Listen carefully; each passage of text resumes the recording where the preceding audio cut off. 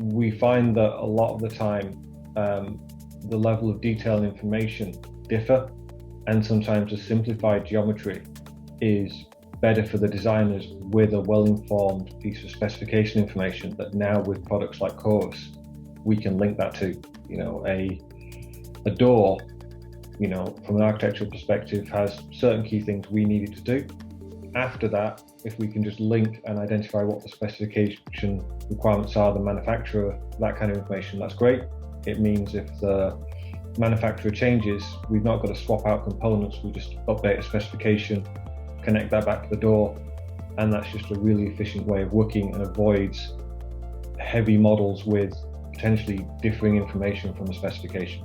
I'd strongly recommend the manufacturers to sign up to the MBS source, because that helps us as specifiers to find the products and transfer them easily into our specifications.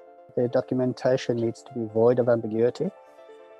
It needs to be clear, and I'd say it needs to be regularly up to date, because quite often there are shifts in the product, shifts in regulation, but you find that the product data certificates aren't necessarily updated. So I think it's key that the documentation is kept up to date and up to speed.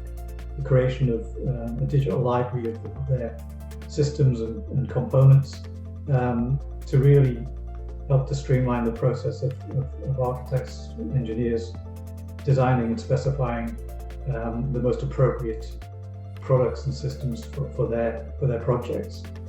And if you can do that through a digital object library, then that's a fantastic resource.